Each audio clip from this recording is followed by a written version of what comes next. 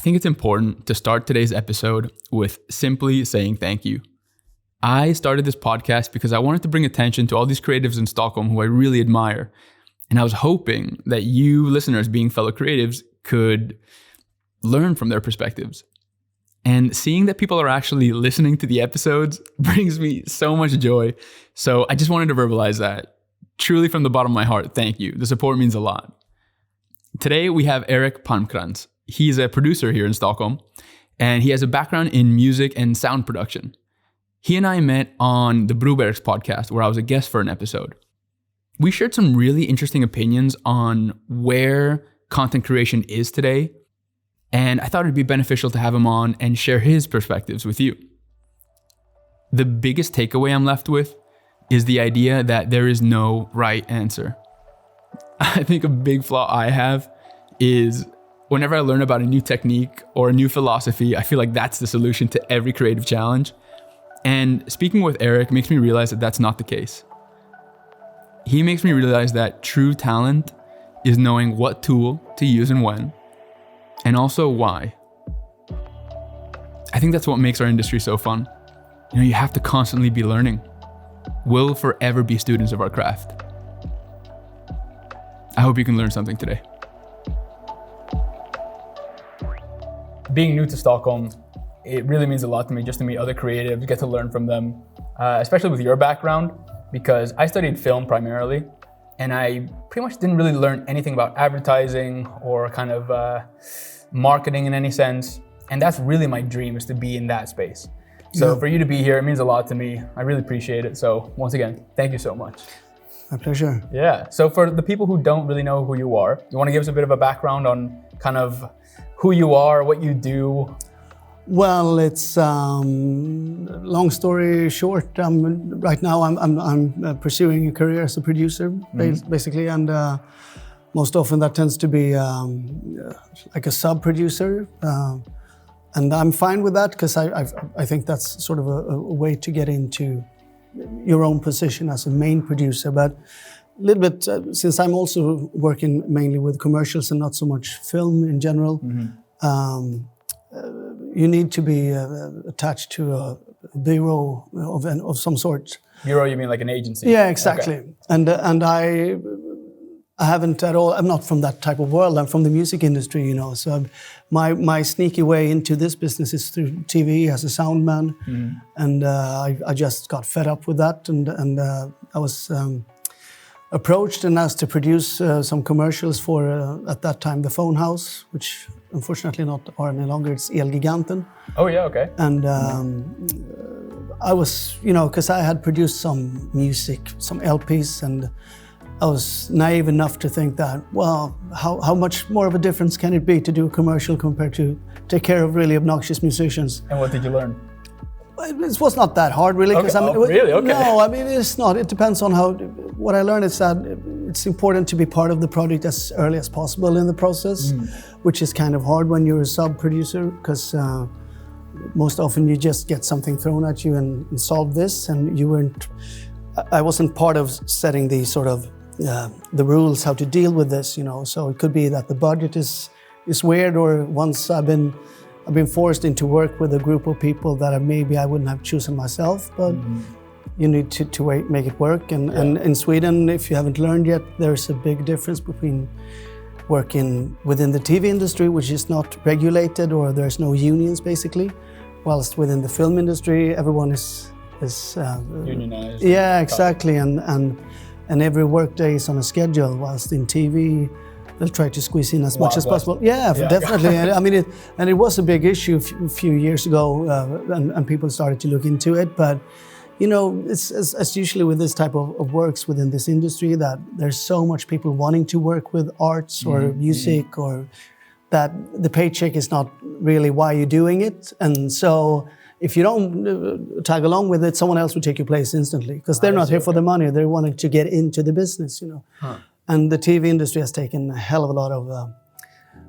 They were using that to the extent, I mean, I've never seen as much people crying in any type of work as in the TV industry. Well, let's backtrack a little bit, just so we get to know you a little bit more. Yeah. So Sorry, I'm getting agitated. I love the enthusiasm. We'll get into that. Yeah.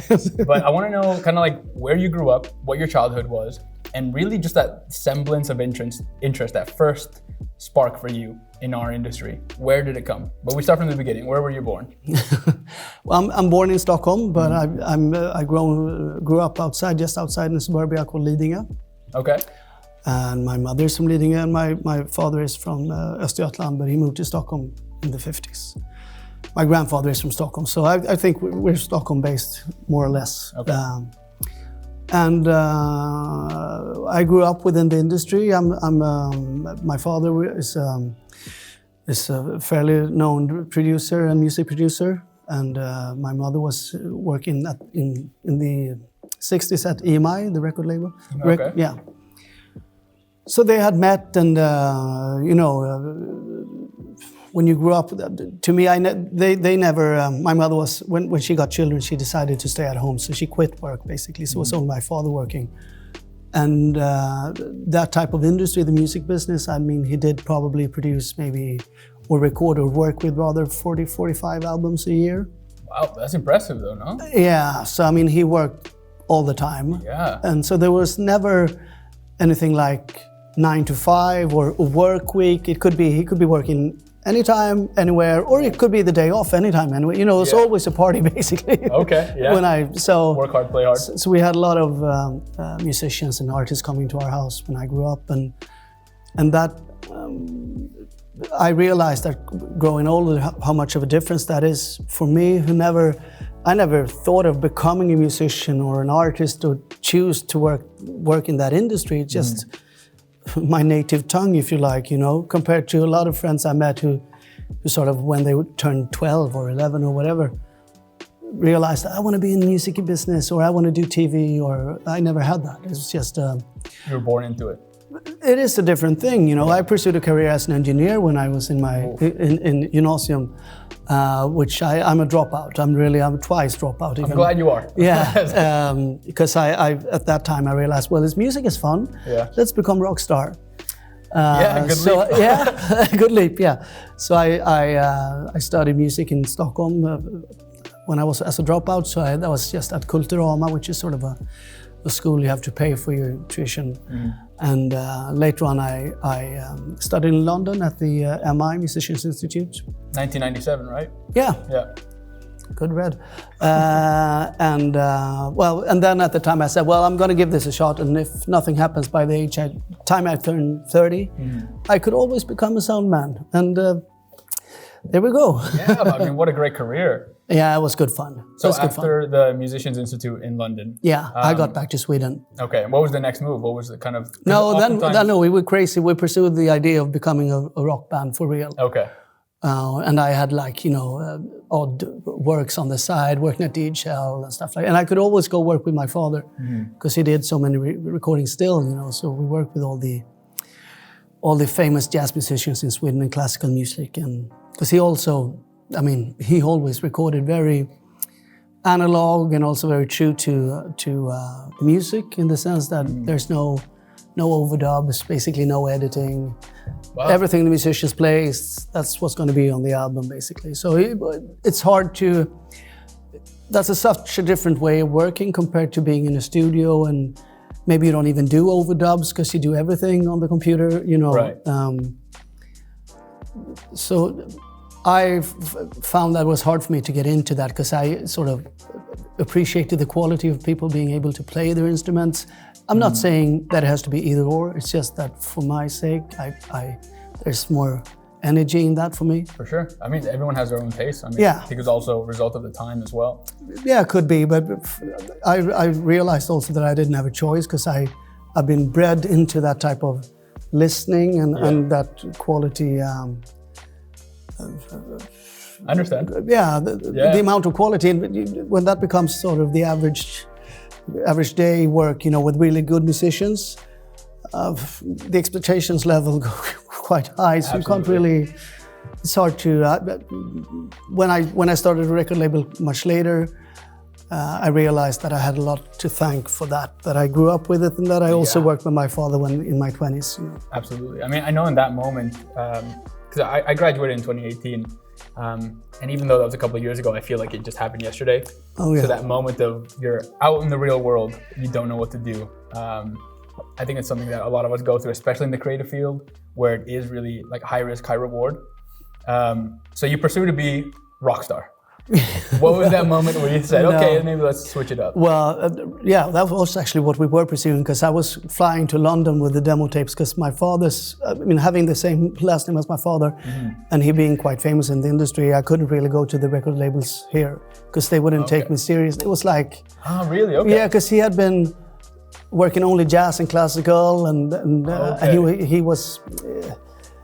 debating true sound quality during the 80s in the daily papers, like big things. Yeah. So that was sort of affected by that. So I figured that maybe it's better for me just to fly with the demos to London, make it happen over there. Wow. Which we did, insanely enough. And we're also quite weird, but we were fairly close to get a deal. Hey, that's impressive. But we were getting old in the sense that, you want to be doing these things when you're in your maybe 19, 20, 21. If you're 25, and my other co-writer, he was almost 28. He already had done that in his, early teens, basically, late teens. So he wasn't too keen on that. And once you go, you go sort of, I don't need to do that, then you forget about it. Yeah. You need to be really willing to anything, play for peanuts, basically. Then it may happen, but as soon as you let go of that, nah. I understand. But what was, so I saw Palmcrantz and Sons. Is that your father's company? Is that your own? No, it's mine. Your own, okay. Yeah. When did you start that? In 2000 and maybe one of those, 8 something, okay, yeah. What was the basis of that? Was that a music background to it? No, but at the time in 2008, since I realized I'm not going to become a musician, or a rock star, I got into TV production as a sound man, because I could do that. It was quite easy. What was your first job? It was called Umi. It was like, no one heard of that. There's My Rydell, a famous, or fairly famous Swedish actress. She masked herself as a Japanese reporter, coming to Sweden and interviewing very famous people. So she brought them one on one to a hotel room, and she said, I'm from Japan, this is my producer, you're very famous in Japan. No way. And then, so they all bought into it, like, oh, interesting. Yeah, you're so big. And they were like, totally bought into it. And then in the last sort of scenes, she's showing, giving them a bunch of photos of famous Swedish people. And the last one is My Rydell herself. So while they're looking to the pictures, she's demasking herself. So when they look up, it's My Rydell, and they realize it was all a hoax.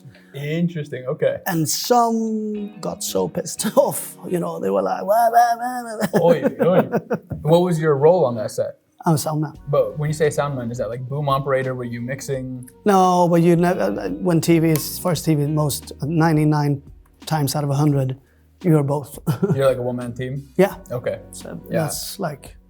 A lot of friends, especially in film school, you're kind of running the entire audio department just from a fanny pack in front of you and get good shoulders. Well, then again, you don't need to be two people, because that's mainly when you have a scripted set, basically.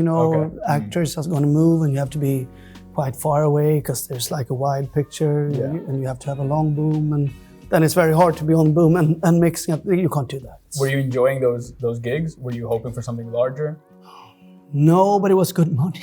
Yeah, but it was so good money. A totally fine motivator. So I said, well, I could do this for a while, and at the same time I was starting to work as an agent for a Swedish jazz piano player. Oh, fantastic.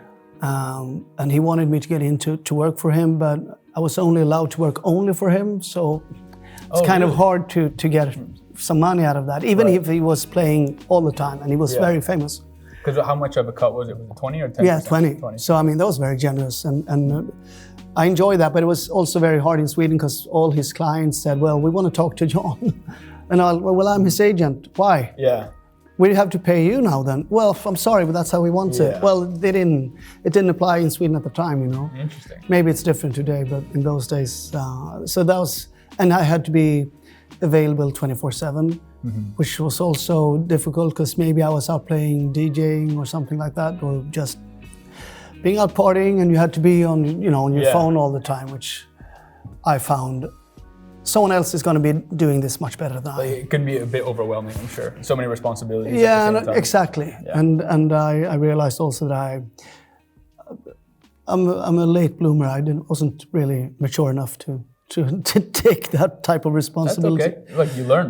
Yeah. Always. So well,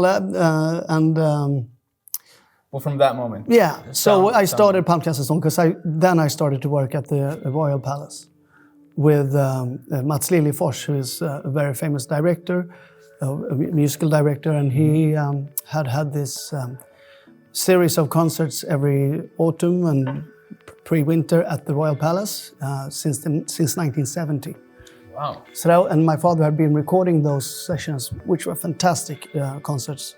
So Mats asked me if I could help him out to produce some series. Oh, indeed. So I worked for him, and doing so, I realized I needed this company. Yeah.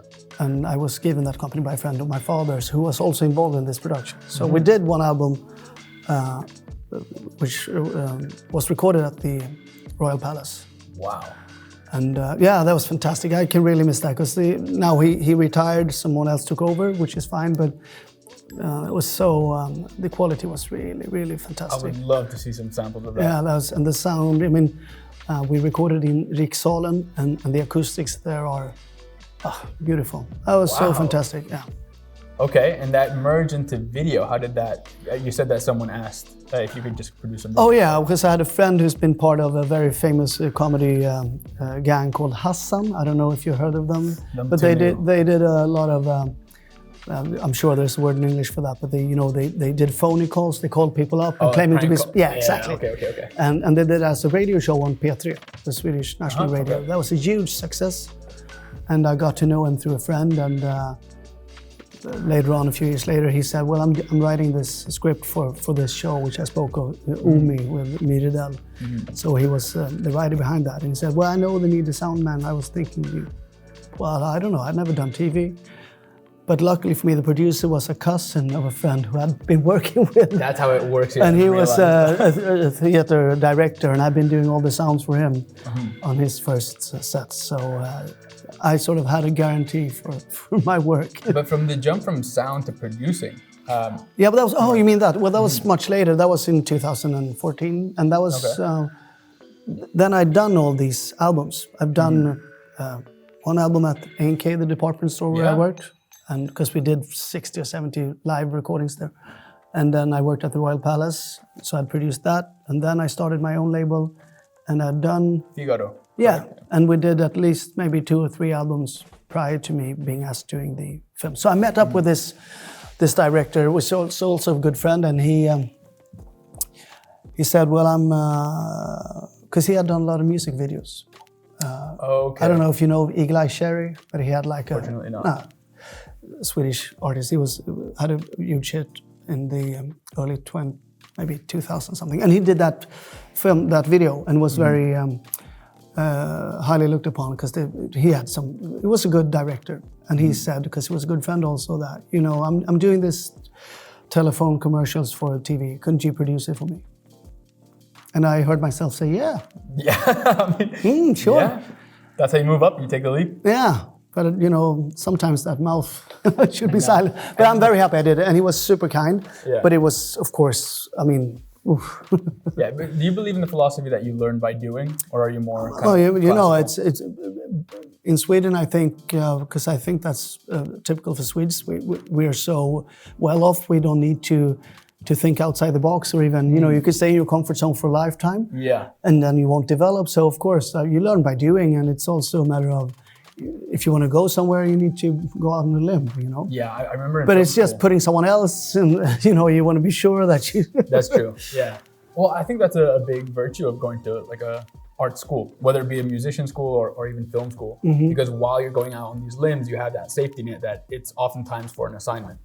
It's not for a client. No, and someone said to me, you need to put yourself in situations where you dare to make a mistake. Absolutely.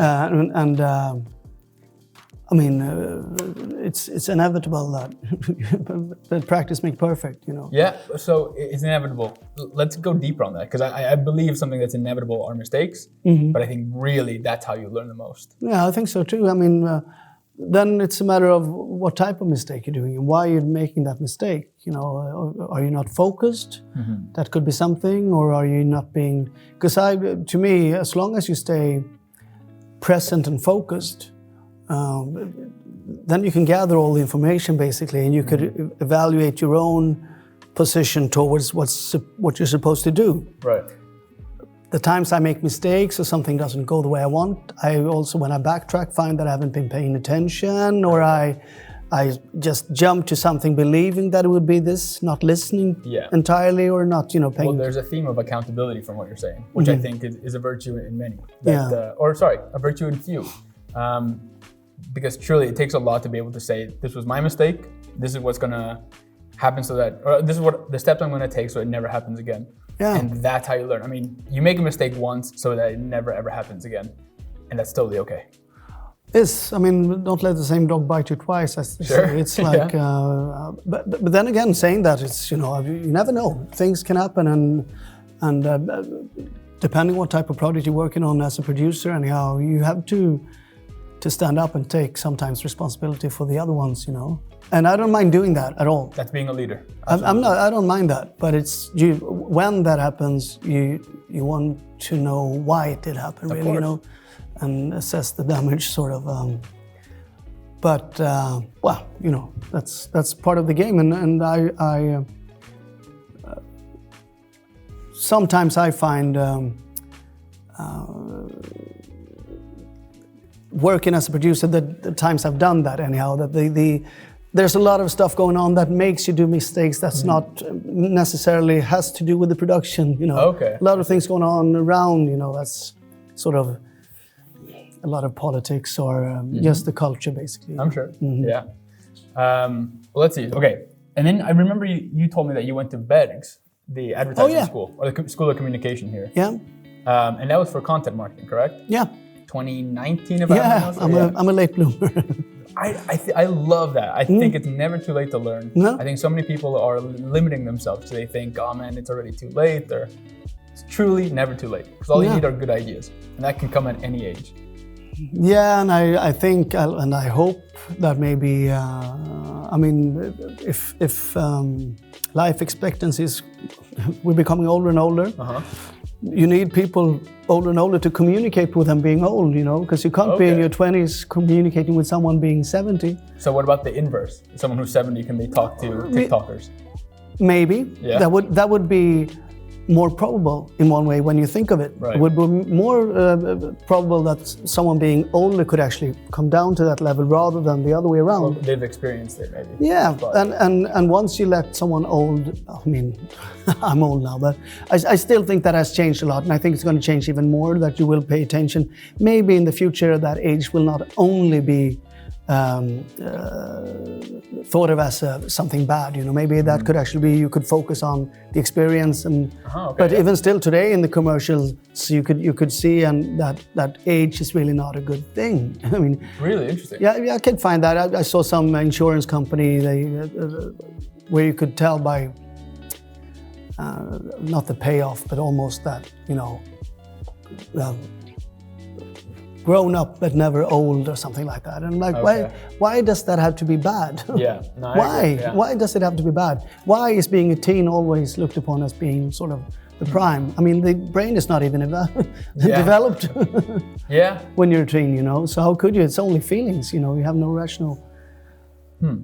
But of course the market loved that. It's an interesting topic. Because you could sell to that. True. Is that what you learned at the School of Communication? No.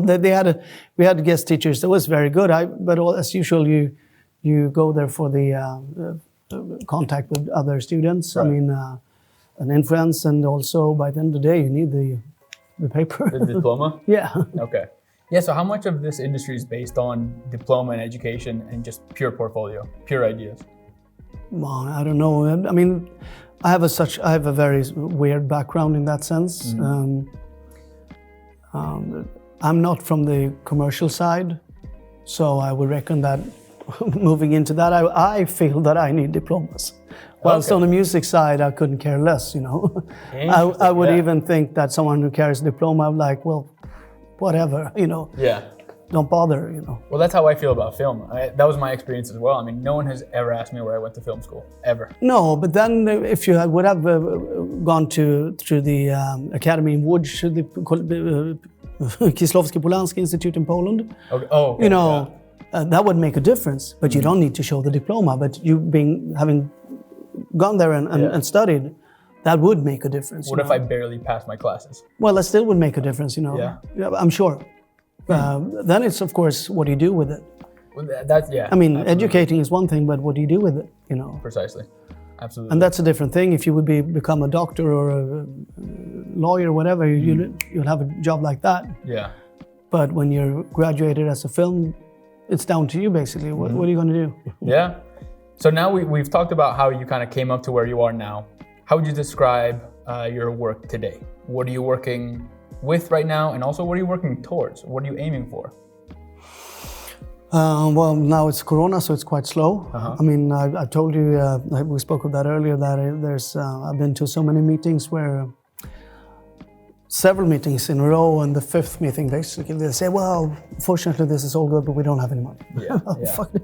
Don't waste my time. Yeah. But no, but now I'm pursuing, planning to do a lot of podcasts as a bundle, basically, and I'm interesting to see how you could finance that, if it's possible to find, if you could work with the brands directly without having to go through an agency. Yeah. And also, I mean, I've done the Broberg Cigar podcast. We just did the 60th episode, and I mean that's basically them paying for it, which I find is quite rare when it comes to podcasts, because most often it's, you know, average people who want to expose themselves. Yeah. Like myself. Which is fair enough. Yeah, but this is within the line of work, which is a slightly different thing, you know. I think. Yeah. There was one topic I wanted to dive into. So you were talking about how you want to find a way where brands don't have to go through an agency.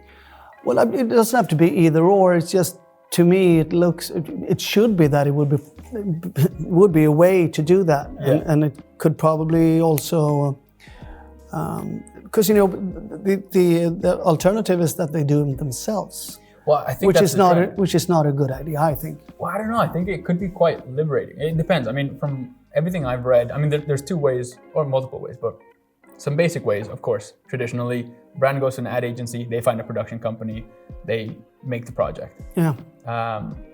Now, sometimes even advertising agencies have their in-house production company. Yeah. And equally, brands themselves have an in-house production company. Yeah. And I think the benefit of both is, of course, just efficiency. I like all methods. I'm happy with either. Yeah, but that's for sure. It's going to be everything. Yeah. It's going to coexist. It's not going to be either or. That's for sure. What about the philosophy? Let's say an advertising agency compared to a brand having their in-house production company. Well, a brand themselves having a production company, they know their brand better than anyone. True, but also it's a bit scary. How do you put it? Sensitive in that sense that you need someone who knows the technique. Right. You really need people who know how to work with photo or sound or whatever it is. And once that person leave, you know, you're very sensitive to that type of changes. Then, you know, because that's comparable with the production companies who do TV, who sort of has the idea that they should have their own technique. You know, well, that's a good idea for saving money on the paper. But once that person who takes care of the technique is gone, which he will be in 2 years, the technique is only, and no one knows where it came from, no one knows what it is, how to deal with it. And maybe that's not exactly the same thing, but I think having in-house productions could be a good idea. I would, you know, keep that to a minimum, to maybe just 2 persons knowing how to do it, so they have the know-how, but not necessarily being the ones doing it. Because it's also nice to have a fresh pair of eyes and ears. Well, I was going to say, it reminds me a lot of kind of the saying that a surgeon can operate on themselves. You kind of need that objective view outside peering in. I understand that there is a value of hiring someone to do that work. Of course, it's like asking a barber if you need a haircut. Like I, as a filmmaker, will always say that we need to hire filmmakers. But at the same time, I find that it's such an empowering time for new brand owners. Brand owners can be in charge of their own distribution of their marketing content, through an iPhone. They can post on Instagram and they get their brand out there and they have full control of the aesthetic of their brand. What do you think about that? Is that no, I think it's interesting, but I'm curious for how long that will stay. I mean, it's hard to produce yourself. I mean, one way doing all that type of production yourself is also through your eyes, and I find it's hard to know what's good for the brand and what I want to do. It's not necessarily the same thing, Sometimes I get mixed up and I want to do it because I want to do it rather than what's good for the brand. But and also I think there's a certain amount of novelty to the fact that, I mean, it's really up to now, you haven't been able to do it all yourself, but now you can due to the technique, which in itself is quite good. Technique, you mean equipment, correct? Yeah, exactly. Like you have this autofocus and you have a lot of stuff like that. So it looks fairly good and it's good. It sounds good, it's okay. But as I said, I like to compare to the music industry. For some reasons, they're always 15 or 10 years ahead. And in the mid of the 80s, when the personal computer became available, everyone went into Atari and should do their own production at home, basically. So the big studios disappeared in the 80s, and so everyone could do it themselves. But then, as soon as everyone had their computer and everyone could do it, people who work with art, they want to stand out. So is everyone doing that? I want to go back to the big studios, which they did. And now it's some sort of blend depending on what you want to do, because of course today it's so much more multi-layered and there's every type of music is okay today in a different way. There's no Michael Jackson, there's no Madonna in that sense, because there's no need for it. But I think it's such a beautiful age now. I mean, anyone can make their dream come true from their bedroom. True that, but at the same time, we being able to do this, you also have a lot of things going on within YouTube, within Facebook, within Instagram, that today, what you could do in probably 2010, that won't happen today. Because regardless of how good of a show you do, how good of a presenter you are, how good filming it, that ain't gonna get traction unless you pay for it, because it's already there, So even if you do it fantastically, so I'd say, and I said this 5 years ago, that if you put 100,000 into production, you probably need to put 50,000 on getting it out there, basically. Yeah, distribution, of course. Yeah. So what we know from history is that if everyone can do it, it loses value. It becomes, less valuable. Well, of course, it becomes democratized. No, but it's also that if you can do it, it doesn't mean anything, especially to those who are not aware of how hard it is, Do you think that might place more value on, let's say, a very successful photographer? That if now it's such a saturated market and anyone can do it, one who really sets themselves from the pack, that has more value and in a way gives more prestige to people in our industry? I think the real value is to know what to use and when. Okay. Rather than just, I myself is a fan of analog, and I think it's not due to the fact that the quality necessarily is better or anything. It's just the fact that you only have a certain amount of material to work with, so you need to think. Yeah. And I believe in that. You slow down. And it sort of makes you think, what am I doing here? Yeah. But I think on a bigger scale, the greatest people, they are the ones who actually have that type of knowledge, that they know what to use and when. Because that's the hard part. Because it's easy to go all analog or straight into the future, whatever, But knowing what to use and when. That's that you can't really take anyone in to do that, because you need to know how things work, and also, as I said, the hardest part is to learn how not to mix what's good for the product and what you want to do. That's really hard. That's a big lesson. The namesake of this podcast, Ingen Reklam Tack, for me is such a good reminder that we live in an age of ad fatigue. No one wants to see ads, especially people in my generation. we can really, how do I say, ads almost have the opposite effect now. Yeah, to me too, of course. Yeah. So knowing that, I realized that so many more genuine posts get more traction. Different forms of media and marketing that are more casual, that aren't so overly produced, kind of seem more real, and people appreciate that. You said it, kind of seem more real.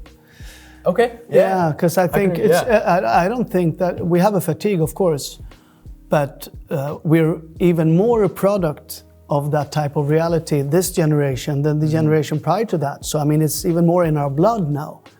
It's just that we're very tired of that way of doing it, but we're very easily probably seduced by brands and that type of thinking compared to some other reality. I mean, back in 1800s, you know, where you didn't at all have the same. I think we have a fatigue, but we also think that we belong with brands in a different way today. Interesting. Okay. I think actually, and because that's what they said. I mean, Marshall McLuhan and everyone that, you know, it's going to be very hard to think outside the box. You think you're thinking outside the box, but you're so much part of it that you can't see the difference, you know. Who is this? Marshall McLuhan. How do you spell that?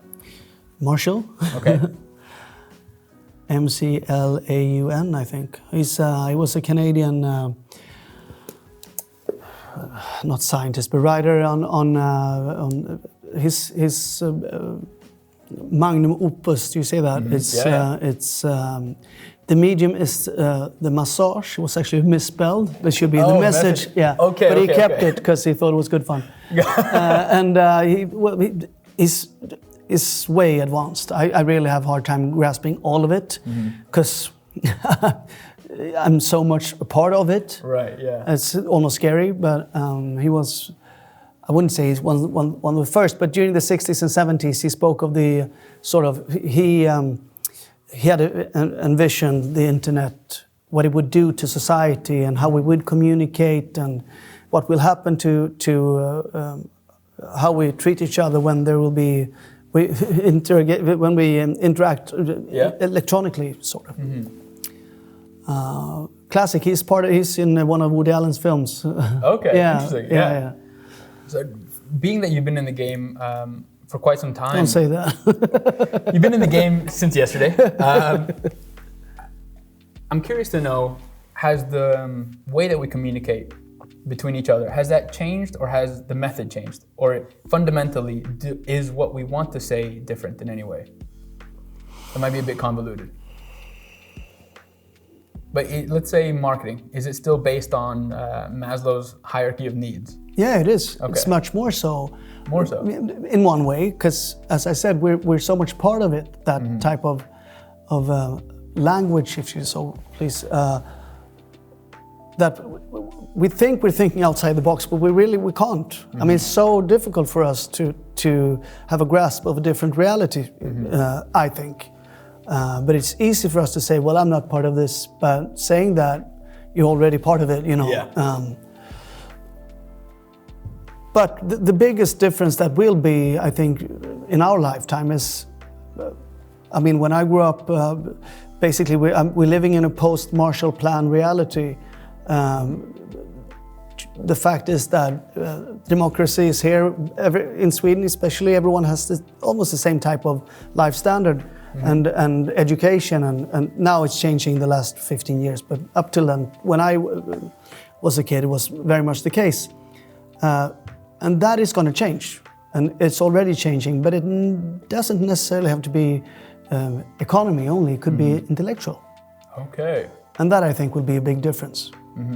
Because what we have experienced up till now could be the exception rather than the standard. Do you see? Because, I mean, before the Second World War, it was much more... I wouldn't say segregated, but it was diverse. Perhaps? And diverse, you know. And now we come to believe that what's going on is going to be, that's how it always has been. But that's not necessarily the case, because now when you have all the information online, it's easy to expect the politicians to say, well, we don't take any responsibility for education, you could find online yourself. Go find it. Okay. And what happens then is that people who are interested in facts or information, they will go find it. And the ones who are not, they won't. Yeah. And that is actually how it always has been, you know. Okay. If you want to go out on a limb, you go out on a limb, but not everyone is willing to do that, you know. Yeah. It's either you work for yourself or you work for someone else. You know? Interesting. I mean, tying that back to advertising, I think now there's such a push to make branded content. You know, being that we have Ingen Reklam Tack, advertising. You know, you have brands that start a YouTube channel, that they start a podcast. But still the brands work. You know, even if you have a brand fatigue, it still works. You know, and that's what, you know, Robert Cialdini always talked about. I mean, and also you have Edvard Bernays, even, you know, the one who say it 100 times and it will stick, you know, regardless if you're tired or not. Because many times I wonder why the brands doesn't pinpoint that type of customer who they were wanting to sell to. But I realize also that they're willing to expand, which to me looks like failure, but to them is, well, it must be some result, I'm sure. Of course. Yeah. But when I'm looking, maybe if I'm looking at the classic concert on YouTube and then there's commercials for diapers, I go crazy. Or even worse, when they put commercials for Eurovisionsschlagerfestivalen, which is crap music, when you're watching which is like, that's super absurd. I think no one just wants to be interrupted, simply, especially with something that they do not care about. And that's when it has an adverse effect. Yeah, the problem is that I do remember the Eurovisionsschlagerfestivalen. Yeah, true. So I mean, last time we met, you said, "Don't think of a pink elephant." No, exactly. That's how it goes. So it is. It would be easy to say, well, we should only do it like this. But saying that, you realize that you're already part of it and you're being affected anyhow. How much do you think has shifted over the years, the importance of short-term branding versus long-term branding efforts? Do you think recently now we've been more focused on long-term branding, focusing on morals, values, the identity of a brand versus kind of limited time offers? I think that due to the fact that there's so much information, that has changed. I mean, you're literally walking around with a phone and there's information like this. The biology of the human needs something stable. And I would expect that a brand who can claim that it has quality and certain standard and it has been here for ages would sort of be attractive in many ways. And I told you about the story when I worked with Baz Luhrmann when he was contacted by the Swedish Absolut Vodka because they needed to refurbish their brand basically for the worldwide market, and he said, "Well, yeah, I could easily help you out because he runs some type of agency with his wife, but I need a photographer and a sound man so I could film the product, how we're working with it." So as part of that, and long story short, he went to Åhus and saw how they did all the manufacturing, and day 3 or 4, he said he had a big meeting with the board, and he said, "Well, you have everything that an American art director or agency could ask for. You know, you have your saint patron in form of L.O. Smith. You have your own bottle. You have your own church in form. The factory where you do the spirits is from 1920 or 10 or something, and blah blah blah. You have everything one could ask for, but you need me to tell you that." Okay. So you know, it's. A lot of brands want to be looked upon as they are very old, and at the same time you have very old brands not realizing that they could, you know, make a hell of a difference if they just focused on that a little bit more. I mean, NK for one, you know, the big department store, classic example of totally chaotic marketing, you know. Because they don't know what they have so much story and they're not using any of it. Okay. To me, anyhow, I think it's surprising and it's really strange when you have that type of story. You could have that type of storytelling. You could actually own it, you know, and you neglect to use that.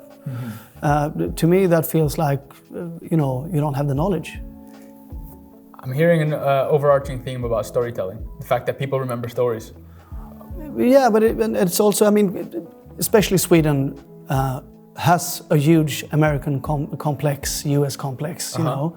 And you probably noticed as soon as you got here, people stopped. You wanted to learn Swedish, forget about it. Yeah. It's probably the hardest country in the People world. are quick to switch to English, instantly, yeah, because they want to be part of the international. They have some kind of social, what do you call that? Complex, so yeah, whatever. Social currency, perhaps, in a way, or what? No, I just think they feel inferior. Okay. Yeah, so they rather speak English, yeah.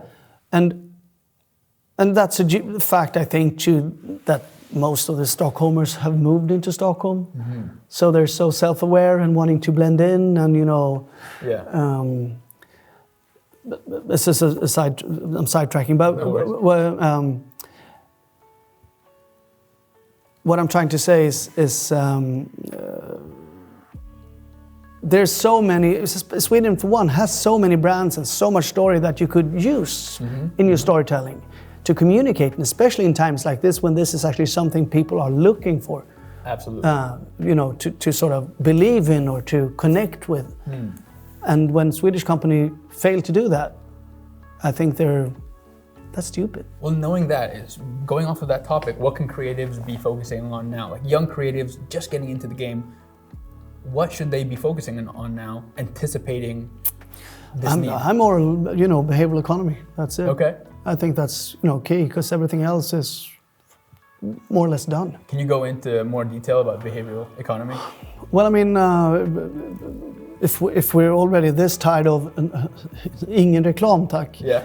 you know, you need to work your way around that, and you need to sort of, how can you get people to embrace your brand, or how can the brand embrace the client? How can you coexist? You know, how can you find that? And that's pure psychology, I think. What's some insight you can give on how to achieve that? Read. Okay. No, but I mean, like when you're communicating to your client or your audience, what's a good way to keep them engaged? What's the most engaging medium right now? Do you think it's TikToks? Do you think it's podcasts? No wrong answers. No, I'm stuck to TikToks for a while. I think it's interesting, but it's also, that's all dopamine in your brain. That's why you stick to it. So you get stuck to bullshit, because there's no information. There's nothing. Okay. It's only, you know, you could. It's like it's entertainment, but it's really poor entertainment, most of it. I love it. I love it too. No, but don't take me wrong. I'm just saying that it's not giving you any. I won't be smarter having watched TikTok, you know, necessarily. Yeah. I might be wrong, but sure. A podcast. I listen all the time in my work, so I haven't really. I listen to a lot of them for the sake of work, but I still find that YouTube is my go-to. Yeah, same. Absolutely. But that's depending on how much commercials how much interruptions there will be, you know. Because it's starting to break up to a part where I'm like, I couldn't be bothered. Yeah. I mean, it's more pain than gain.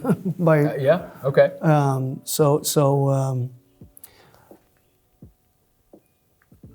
But then, I mean, being at the gym, you can listen to a podcast or a radio. But I mean, the radio's been around for 100 years now. So how and why has it evolved? I mean, basically, podcasts are radio on demand, correct? Yeah, but that's what it is. Yeah. But why?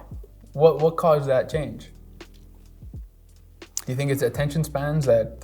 No, but they said, you know, quite some time ago, I read this, that we're moving since the invention of the written language, we've been focused visually. Okay. Like the visual...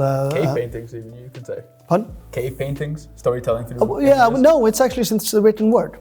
Because prior to that, you had to, in order to interchange information, you had to talk. Okay. But now you have the written word. So you could leave it on a piece of paper and someone else could find it, pick up the information. So we went to visuals.